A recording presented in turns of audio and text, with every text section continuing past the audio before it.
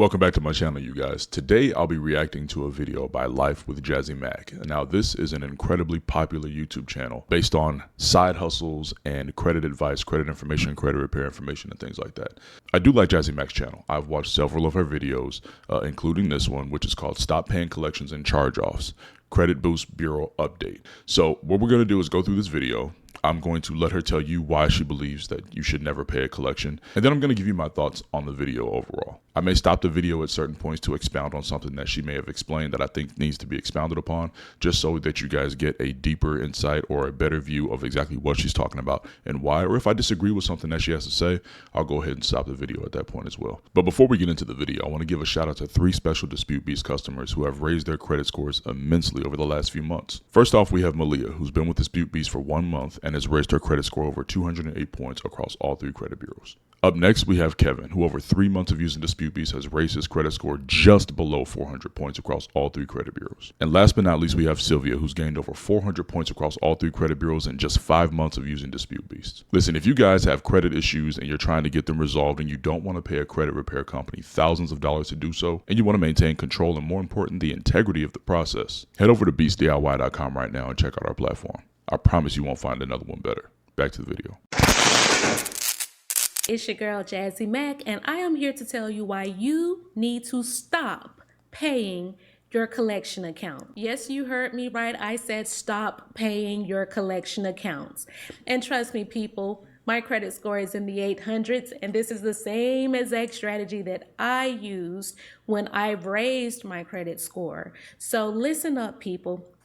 The reason why I am telling you guys to not pay your collection accounts is because there is a very, very common misconception that if there are collection accounts on your credit report, that all you have to do is pay it off and then it's going to boost your credit score. Your credit score is going to magically increase when you pay off your collection accounts.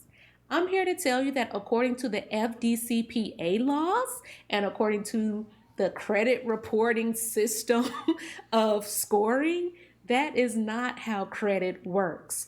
And I will tell you why.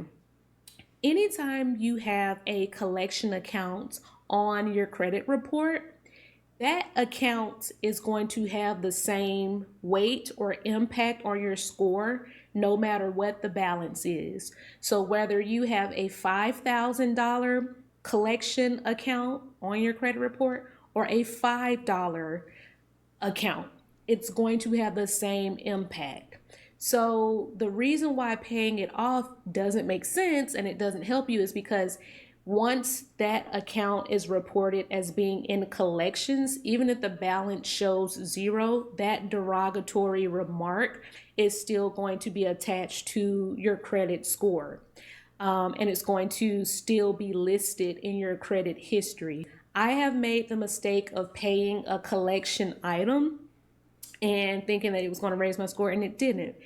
I, at one point, assumed that if I started making monthly payments on it, that would give me some type of positive history. And that's not true either. You're looking at a person that had a credit score in the 400s, not that many years ago. Okay, so I want to stop and explain something to you guys about the way the credit reporting, credit rating system actually works. Once I figured this out, it helped me not only validate, but it helped me be able to explain why things don't change on your credit report score-wise when you pay a collection account, why things don't change on your credit report scoring-wise when you pay a charge-off. The reason why is because the credit report only sees the actual coding from the credit scoring algorithm. There is something called the MOP system, the method of payment system. This is what breaks down your credit report into codes. Each category of a credit account or a trade line has a code.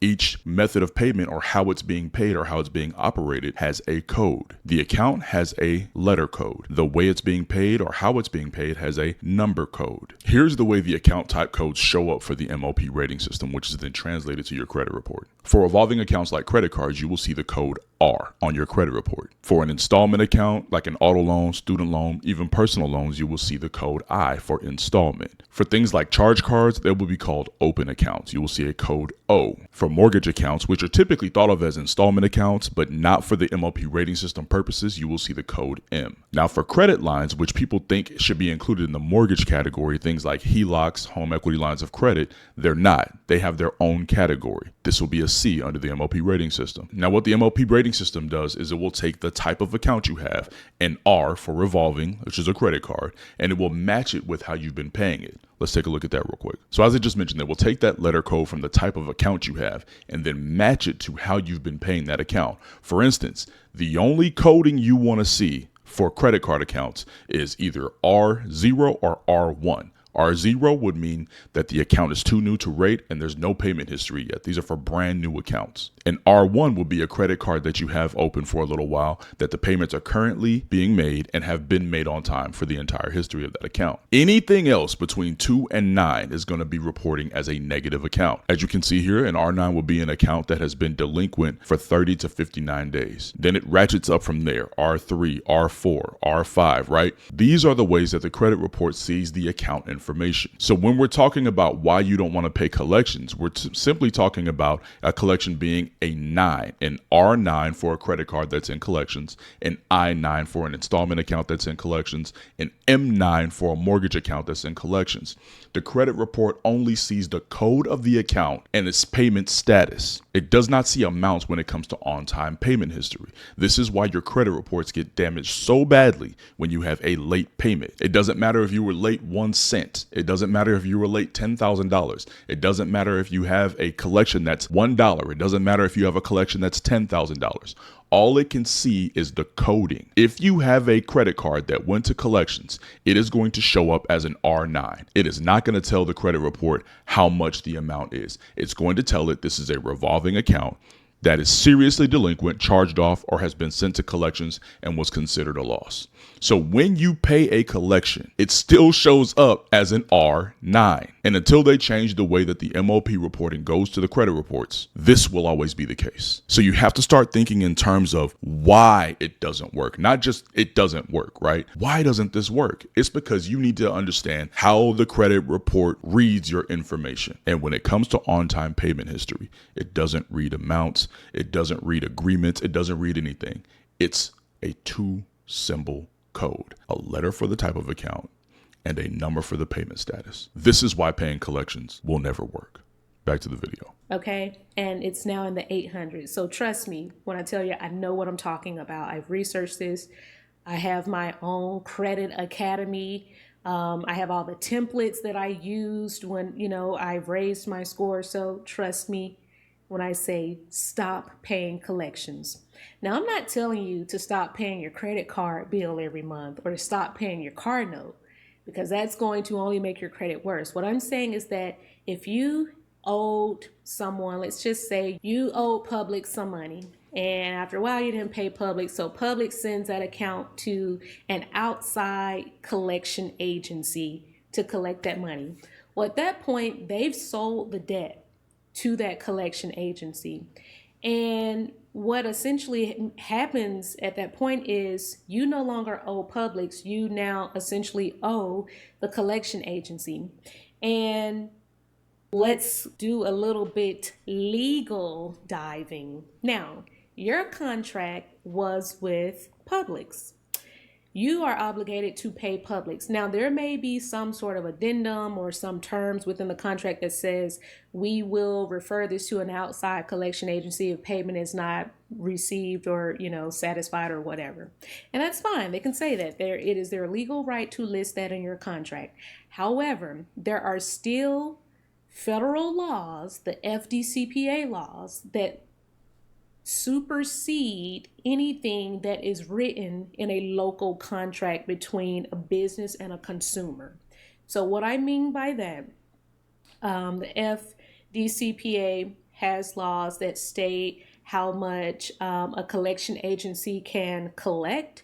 and in what time frame they can try to collect that money and things of that nature. So I'll give you an example. When I was living in Alabama, I live in Atlanta now, of course. When I was living in Alabama, there were certain collection accounts that I had acquired, not knowing how to take care of my credit. This was when I was super young. So I read up on those laws. And this was me just doing Google searches or whatever, but I read up on the laws and I saw that the amount of collection fee that was being attached to the original debt that I owed was illegal. I think, and all, different states have different laws, but, let's just say, for instance, the law in your state is that a collection agency cannot add on more than 20% of the account balance when your account is referred to them. So that means, maybe your medical bill was $1,000, you didn't pay it, it got sent to a collection agency, and 20% of that would be $200, which would mean that the maximum that they could bill you for as a collection agency is $1,200, right? Well, there are some collection agencies that will push the envelope. And instead of charging the legal 20%, they might try to charge 33% in collection fees, which means that you owe the $1,000 and they're charging you $333, 33%, just to send you a couple of letters demanding payment. That's not legal. If the contract terms that you originally signed said that you were going to pay 20%, then that's what they have to honor. Even more so, some contracts will leave it very bland where they will say, well, if this account gets referred to a collection agency, then they have to pay, you will be obligated to pay whatever the collection agency charges. And wrong, in my Donald Trump voice. Simply because when they leave it vague like that, what did we say? The FDCPA laws supersede anything that is in a contract between a business and a consumer. So this is to protect the consumer from basically becoming a victim of the collection agencies, because that's how a collection agency makes their money. They buy the account from someone and then they tack on their fees to collect on that account. And that's how they get rich. And I personally was not going to let them get rich off of me. So in one instance, I actually paid a debt that my health insurance was supposed to pay, and that debt was $3,300. And some of you guys read about that in my blog, and that debt was $3,300. When I went and I read those laws and discovered that the collection agency had charged me 33% to collect that amount, oh y'all, I had my pen and my paper ready. Not only did I, of course I disputed it, but I also put in my dispute letter that, according to the FDCPA laws, you're not allowed to charge this amount. And that line alone invalidated the entire debt. So while it was like, a debt that technically belonged to me, and while it was something that was actually like a legitimate debt, because they charged me an illegal collection fee to collect that debt, it invalidated it. So when I paid it, it's not like they can just refund back the portion that I owed. Like they had to refund back the entire $3,300. Or I would have had a basis to sue them. So either way, I would have got paid. But, that's why I say don't let anybody trick you into saying if you pay your collections, then your credit score is going to shoot up. No, dispute it. Because if you dispute it, 9 times out of 10, especially if you dispute it by mail, it's going to get deleted off your report because people don't, necessarily. Okay, let's say it like this. You only give the credit reporting agencies 30 days to validate a debt. By law, if they can't validate it in 30 days, they have to delete it. Now, of course, if you do it online, you can sometimes go to quicker, you can submit the dispute quicker and somebody investigates it quicker, but usually they're just sending it through an automated system that is going to say, yes, this is a valid account most of the time. Have I gotten stuff that, like if I submitted a dispute online before, have I gotten things deleted? Yeah, sure. But I'm just telling you the surefire way is to dispute it in a way that's going to require a human to do work. And when you mail in your dispute letter of that collection account, you're making somebody have to go and research if this payment amount is correct, if the date of the account was correct, if the name on the account is correct. They have to go and validate that. Like they have to, usually get some sort of documentation from wherever the account originated from. And that requires them to either mail letters to people or to call people, because they have to physically, have that like evidence, because usually that is what they will pass along to you to say, well, this is how we validated the debt. So you always want to put in your letter, put your name, date of birth, social, and the account number. And you want to be very specific and say, please validate that this debt belongs to me. And please also show me the original contract. Now that's the line that gets them. That's usually what trips those people up when you are disputing something and you say, show me the original contract. Because 90% of the time when companies sell. So when it comes to stuff like this, you need to truly understand what happens to your debt once it's sold to a debt collector. Debt collectors usually purchase hundreds and sometimes even thousands of accounts that have all defaulted in one purchase agreement. Now, the biggest mistake people usually make is they validate the debt, but they've been asking for the wrong thing. Now, we live in the complete digital age of 2024. Asking for a contract that shows your wet signature is asking for something that does not exist. Now, what you usually get in response is a statement that has a bill in it or something like that, and then it's a wrap. What you should be asking for is the original purchase agreement that's been signed by all parties involved. Now, the reason why you ask for it is because it's truly the only real validation that you ever had that account. The problem for them is they can't actually show it to you. Now, the reason why they can't show it to you is because through that original purchase that they made for all of those thousands of accounts that were in default, you'd be able to see everybody else's information that was involved in that purchase agreement. This is the only real way that they can show that they legally own the debt. But by doing so, they would then cross a line that they can't cross, because they then would show you everybody else's information that was involved in that purchase agreement. So when you're trying to validate a debt with a debt collector, you need to know exactly what to ask for that they can't provide, that legally can absolve you from this actual debt. Let's continue. A debt to a collection agency, they don't always send the paperwork with it, meaning they don't always send your original contract agreement. So that is a good way to trip them up, because if they can't send you, that original contract agreement, or they can't send you proof that you signed off on that contract, well, guess what? You got to delete it. So for all of you that have those outstanding debts, it's great that you want to pay them, but understand that paying them won't increase your credit. You want to have it deleted. So if you want to pay them, you can always ask for a pay for a deletion at the company, where you say, hey, if I pay this, you'll send me a letter saying that you agreed to delete it from my credit report.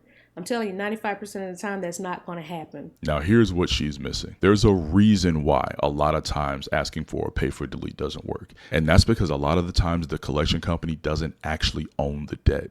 They're simply assigned to collect on the behalf of the original creditor. So when you're attempting to go for a pay for delete agreement, there's a couple of things that you need to know about this. The first thing you need to know is what type of entity purchased your debt. You have debt buyers and you have collection agencies. Collection agencies typically simply represent the original creditor. Debt buyers actually purchase the debt from the original creditor.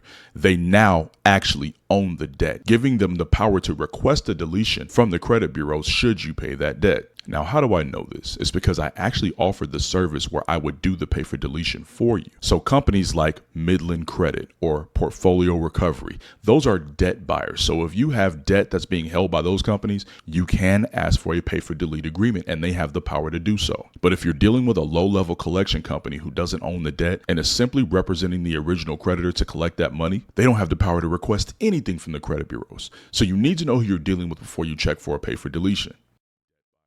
Debt buyer, collection agency, two totally separate people that are trying to collect debt from you. They consider it more paperwork. That's not something collection agencies are interested in doing. And also collection agencies also have they have an agreement with the credit reporting agencies as well. And the credit reporting agencies like Equifax, Experian, and TransUnion, they actually make money to be in businesses, with these companies. So, it's just all a big business, just, all a big scam or whatever you want to call it. So, yeah, stop paying that stuff. You need to dispute it and aim to have it deleted. Now, don't think that just because they send you back some validation, letters saying we validated this debt, that's it. No, you have a legal. Okay, so that's pretty much the end of this video. There wasn't a whole lot left being offered after that particular point, but I want to get to something else before I let you guys go. When it comes to getting collections deleted from your credit report, there's something that most people don't understand and becomes a very frustrating part of the credit repair process. And that is, just because you got a collection deleted doesn't mean that they can't turn around and sell that debt to another collection company, which will then re-report that same original creditor's debt back to your credit report. One of the major things I tell people to focus on when they go into credit repair, when they start using beastdiy.com, is the fact that getting the collection account deleted from your credit report doesn't mean much until you pay it. The moment that you get a deletion from your credit report, you should go to annualcreditreport.com, which is the only official sanctioned credit report used by the CFPB, and check and see if it's been deleted there. If you see it gone from there, you need to then contact that collection agency or original creditor who was holding that debt and pay the debt off in full. This is the only surefire way that you can stop the re-reporting of a debt because the debt's been sold to another collection agency. I know you don't like it, but it really is truly the only way to make sure that it's gone for good. I appreciate Life for Jazzy Mac for doing this video. And if you guys want to check out more content on her channel, I'll put the link in the description below. You guys, I know dealing with collections can be a super tricky thing when it comes to dealing with this information on your credit report. If you guys are looking for help disputing the negative information on your credit report, like I said in the earlier part of the video, check out beastdiy.com and let my platform help you do what you need to do to get your life back on track credit-wise. As usual, I appreciate you guys for watching my content and supporting my channel, because I know you can go anywhere else on the internet to get your credit information, including Life with Jazzy Mac, but you're here with me. Be blessed.